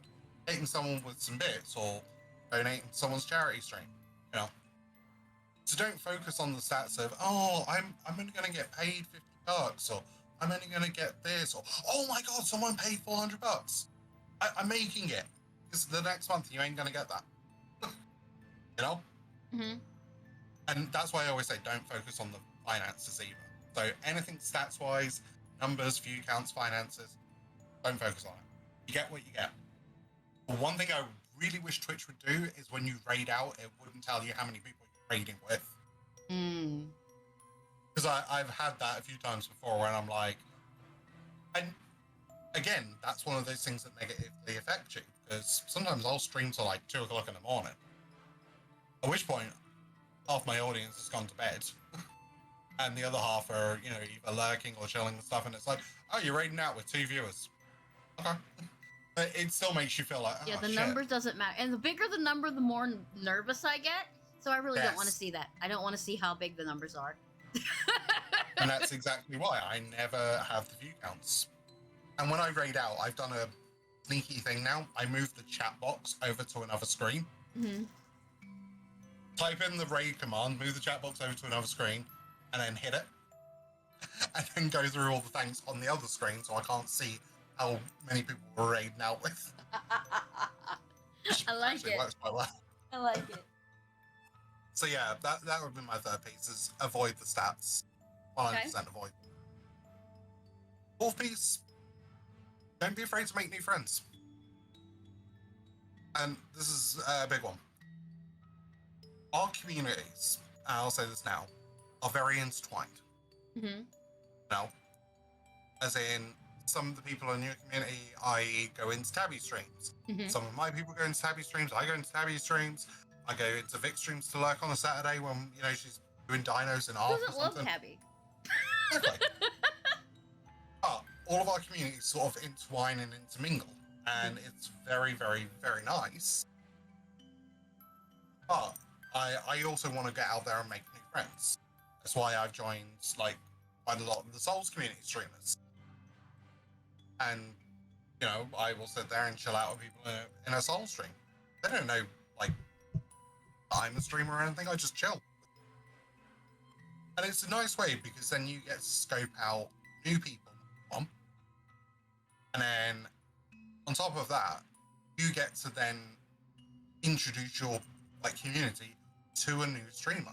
Mm-hmm. I really like that because at the end of the day, once you get to that point of make new friends, you scope out the channel to make sure you're not sending your chat into a racist hellhole or something. Yeah, see, that's what I don't like to raid strangers. That's probably one of my biggest fears because it's like I don't know you, so that's why I like to pop into people's channels. Hey, I like you. I'm gonna raid you next. Yeah, and that's why I don't have a guide the raid option either. Because, like you, I want to be able to say to people whenever it's time to wrap up and we're done for the day, I want to introduce you guys to someone awesome. So, Right. And I will look through my list and I'll be like, okay, if anyone's playing the same thing that I am at the minute, or if someone if I've got 2 or 3 options, I usually give it up to chat. Then I'm like, do you want to see some more of this stuff, or do you want to go and watch someone do some horror? And whichever the first couple of messages come up in chat, and they're like, oh, we want to see more Souls content. All right, cool. I know how I'm raiding them. Mm-hmm. Or so it's nice to have your chat weigh in on that, but it's also nice that you know who you're sending that person into. Right. And that's one of the things I really, really, really love to do. That's why I like going out into these communities, making new friends. There's a guy I watch him in the evenings. He's West Coast. And he usually starts streaming at about 11 o'clock at night, my time. But it's just in that bit where I've got an hour before I've got to, quote unquote, try and get some sleep. Mm-hmm. So I'll sit there for an hour and just chill, chat a little bit in his chat, say hi, watch some crazy shit, watch him scream. He has the most hilarious scare alert. Someone just plays $5 and scream and he jumps so high, it's hilarious. Just don't do that because if you're going to sleep and fall asleep in that channel, because you will get woken up. Okay. So yeah, that's tip number 4 is always, Make friends. Yeah, go out and make friends. But more importantly, make friends and don't try Use to them. Yeah, use them. Like, oh, did you know I'm a streamer? I hate when people do that. Don't I've seen network a for lot your of own personal gain. Network because you want to make friends. Well, here's the thing, right? You will network later on down the line. Because if you're like in their community, making friends, so on and so forth, eventually you're going to want to raid that person. Right. And yeah, they're not going to immediately follow you back or anything like that, and that's cool. Accept it. But eventually they might be like, oh, dude, you've thrown us a couple of raids. Let me get your channel and, I'll come check out. Most nice streamers will do that eventually. And that's, genuine networking. You're not going in there going, oh, hi, by the way, I'm a streamer. Hi. Sorry, is this self-promotion? Is that allowed? And you can tell that they know it's self-promotion, but they're trying to downplay it. Yeah. I really dislike that.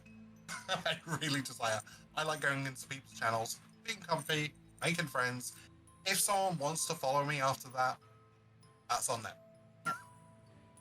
And, I like to, like I said, introduce my community to new people. So, definitely a good tip. And now for my final tip. Final tip. Don't eat yellow snow. I'm sorry, I'm joking. My final tip is be active with your community as best you can. Say that now by... I have a pretty nice, chill Discord. People come in, they can chat when they want to and stuff. I post up random shit. People post up random stuff. And, I get to chat with people off stream. Now, the reason I say be active is because of this. When you're streaming, you're not... it's going to sound a bit weird to explain. When you're streaming, you're only allowing people a glimpse into your life whilst you are streaming. So they see what you want them to see. But I don't just mean like through the camera and stuff, but they only see that part of you during those 3 to 5 hours that you stream. And that's 100% true. However, people, I can basically pretend to be whoever I want to be if I wanted to. Unfortunately not, I'm just me, I'm a sarcastic motherfucker. But my point being is, when you come off stream and we chill out in the Discord or, talking about things, etc., people don't realise that I love to cook. I absolutely adore cooking. It's like one of my favourite things to do. So I'm always, putting up pictures of the food stuff in my Discord. Annoying everyone, but putting up pictures of the food stuff in Discord. I like food pics. Phoenix, sarcastic? No way. Yes way. Yes, way. But then, everyone knows I love animals. But I don't really have the cats upstairs, because that's against the house rules. I don't allow pets upstairs, because I don't want to be getting fur off my bed. But I will take pictures of the cats doing stupid shit, like giving me a high five. And then I'll post that up on the thing. I will post up YouTube recommendations for music. I'll post up funny shorts or whatever. And it's a way for me to engage with the community outside of that, window of Twitch. And I like having, being active and talking to people. Yeah, I might not get round to reading your messages within the first maybe week or two. That's my one bad thing, is I suck at responding to messages. But at the same point, I do try and make an effort with people on the Discord, because I want them to see the real me, not the 3-hour gaming god fucking challenge run crazy arsehole that doesn't. That makes sense. Okay. And One of the things that I love to do is to do like little tiny bonus streams in the Discord as well. Now, it's not often I do these because obviously I do work, 40 hours a week. I do have like people to look after and whatever else. But there are times when I'm making music. I'm just like, do you know what? I'm just going to go live in my Discord. People can come in, have a chat with us, chilling out while I'm making the music. It's a nice little way to look behind the scenes of how I do certain things. And I'm quite happy to sit there and actually teach people whilst I'm doing it. So yeah, that's my tip, is always be active within your own community. I totally agree with this, because every morning I go into my favorite Discords and say good morning and how's your day, and ask people, did they sleep well, did they eat well, blah blah blah blah, what's their plan. So I've tried to be as active as possible. I'm glued to my phone all the time, so it doesn't matter. I might as well do something productive while I'm there, you know what I mean? Yeah, unfortunately I can't be glued to my phone because I'm usually running about up the hospital or running to a meeting or doing a virtual meeting. Yeah, I hate those. I've actually got one this week and I'm not looking forward to it. But these are excellent tips. I like all of them. I agree with all of them. It's just things that I've learned over the years. Like again, as I say, when you first start streaming, no one gives you a manual. Yeah, there's no etiquette manual, because there's underlying things that no one tells you. It's like, you can't do that. It's like, I didn't know you can't do that. What the heck? So one of the things that I do, and this is only at the start of the stream, I usually have my who's in the chat open. Now there's a reason for that. Because I can see then who's typing and who's lurking. And so I don't call out any lurkers by accident. Right. Don't call out your lurkers. Because, now I'll say this, I made a bit of a faux pas when I first started streaming. And I had two people just lurking in the chat, and I was like, oh, hey guys. And then they were like, oh, no, you're not meant to do that. And I was like, well, shit, no one fucking told me that. Right. And to be fair, at the end of the day, as, our main girl Sarah always says, lurkers are the backbone of Twitch. They are. Now, like I said, I'm a very big lurker in a lot of streams. But, when I'm working, I don't have time to sit there chit-chatting whilst trying to do, 20 different things, being on the phone, trying to flip and tell people to do their jobs correctly and shit. So it's nice to be able to just lurk in a stream and not have the obligation to talk. Right. And so I finally understood that, some people just want to lurk and chill. Just let them be. And like I said, that's the only time that I will ever look at anything stat-wise, is just so I don't accidentally call out a lurker. Because obviously you might see something pop up and then you're like, okay, cool. And then, oh, hi, oh shit, sorry, I didn't actually mean to call you out. Yeah, it's just fun things like that. And like I said, communities and being really chill with them, giving them access to deeper parts of your life once the stream goes is always a good thing. Now, here's the funny thing. If I didn't do that stuff, okay, I've spent probably the better part of a year trying to sort out my mental health. Now, real talk here. So, apologize if anyone's got things about mental health issues and stuff. I do apologize. Plug your ears down. I do suffer from a very mild form of bipolar, and I do suffer from depression. And there are times where things go really shit really quick for me. And the thing is, I spent a lot of time with my community. Doing random bits and pieces, sharing laughs, having movie nights in the Discord, doing private streams that aren't on Twitch, that are for Discord only kind of thing, chatting to people in voice chats, chatting to people in group chats, all of that fun stuff. If I didn't do that, I could quite easily see how I could lose a lot of my followers and people in the Discord because I'm not active. No, I went away and I think I did 10 streams last year. Literally, in the last year, I think I've done like 10 streams. And that's because I couldn't go to be, I couldn't do, like hit that go live button because I didn't feel good. And when I don't feel good, I know I'm not going to give 100% to people. I know it's going to feel very false if I'm trying to be positive, and it's just going to fuck me up worse in the long run. So I took a lot of time to get myself feeling better, sort out the family life, sort out, things that I could sort out, get better slowly. Now I'm sort of getting back into it, and I'm not pushing myself in the streaming, but my community, not one person has left. And I think that's because I have been active, trying to, even when I'm feeling shit, trying to still be active in the Discord, so to speak.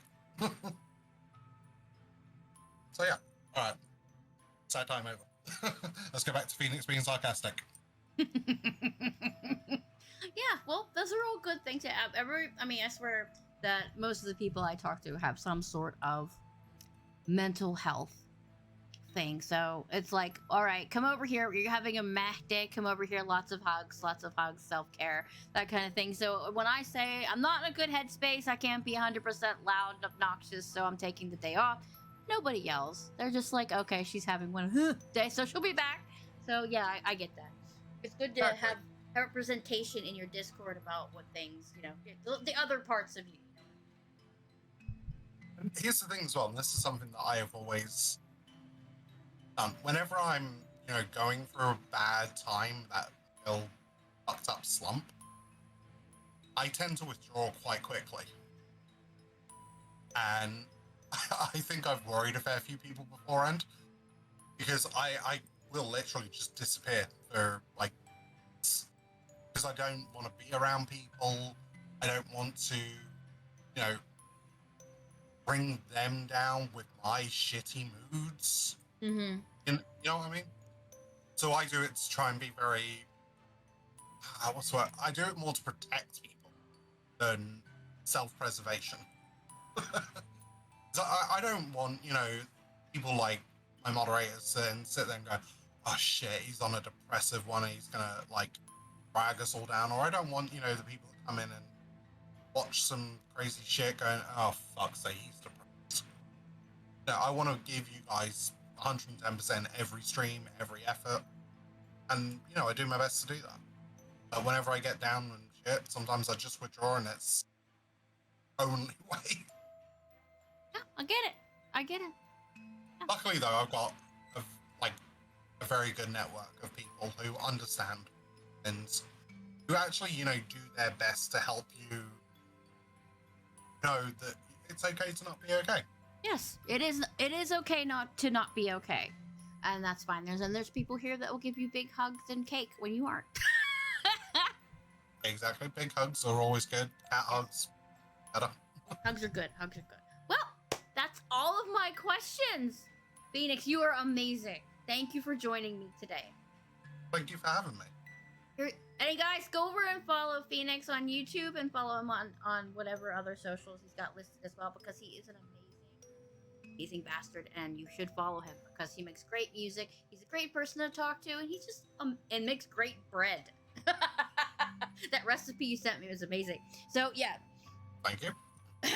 So you're welcome to drop off here, Phoenix, because if you got stuff to do. We went a little bit over time. I apologize, but we were having so much fun talking. I was going to say, if we go over time, that is a good sign of it's been a really awesome time. Well, thank you. Yeah, you can hop up here if you have to go get a snack or whatever. I'm gonna go flap my lips about what's coming next. I don't think I've introduced myself. Thank you so Well, much for thank having you me, for Lizzie. following T. But thank you so much for joining me today. You were amazing, and I want to hear all the new music you make. Perfect. Well, like I said, I'm working on a video game now, so that's going to be an interesting one. Yes, indeed. Guys, there's this link right there. Go follow him. Go follow him, or I'm gonna bonk you. All right, you have a good day, okay? And Lizzie's chat, thank you very much for having me, for being awesome, and for all the lovely, kind words. And it's been really nice to chill out with this all. Lizzie, thank you so much. We'll have to do it again. Definitely will. All right, you have a good day, sir. Have a good one, my lovelies, and I will catch you all later. Alrighty. Bye-bye, Phoenix. Bye. Now that was an amazing podcast, yeah? We got some good tips and everything. Everything is all good. So, guys, you know what's coming though. The sad part is the last podcast is coming for the favorite streamer series. The last episode. But the last episode is going to be the grand finale. The top tier, the king of Resident Evil streams. It's going to be the Great Matt RPD, and it's going to be on Wednesday at 2:30 Eastern Time, and you don't want to miss it. You don't. He is funny. He's amazing. He's talented. He can, I don't know, whip out penis jokes faster than anybody that I ever known. But you don't want to miss that. That is going to be the grand finale, the close of the Pizzachan's favorite streamers podcast series. I am so sad. This has been the most epic podcast series I have ever had, and I am so happy that I got to meet and get into people's heads of all these favorite people, all these great streamers. So if you guys go back through on my YouTube, you can find all of the old seasons on YouTube. Go and watch them and go follow them, because each one has their own specific amazing thing that they do, and they're just gems in the cesspool that is Twitch. So go follow them, go watch them, go love them, because they are amazing. So with that being said, we will have our podcast with Matt on Wednesday. Yes, Wednesday. And then Saturday we're going to be playing some nostalgic Resident Evil 2 OG. You won't want to miss that, because every time I get to see Leon, I become extremely happy, and you guys know that that's the way things are. And we're also having another podcast this month, but it's going to be one of the random special editions with the great Lozzie. We're going to talk about Resident Evil fan theories, because there's lots of Resident Evil fan theories out there about Chris Redfield and Leon and all that, and we're going to jam it up, and we're going to talk about that on the 23rd of this month. You don't want to miss that. The flyer will be out with date and time as soon as we get a chance. So yeah, you don't want to miss that. So now, let us go raid. Thank you all for being here today. Thank you for the love and support, and always being amazing, sweet beans, because I love you. Mwah! Let's see if we can find somebody to raid. Let's go raid! What do you guys want to watch? We just raided Angie. Peralt's playing Madison. Nox is playing The Forest. Lizzie, the other Lizzie, is playing Dark Souls. No, thank you! Thank you all for being here. You guys are great beans. Let's go visit Lizzie. Lizzie87, that's the other Lizzie. She's playing Dark Souls 3 right now. Since you're talking about Dark Souls, let's go see her. Yes, sounds good. She's amazing and sweet and fun, and anybody who can play Dark Souls with a straight face and not throw controllers is always good. I will see you guys on Wednesday for the next podcast. Remember to have a piece of pizza for me. I ate some cake, because somewhere it's a holiday, right? I love y'all. Be good to yourselves.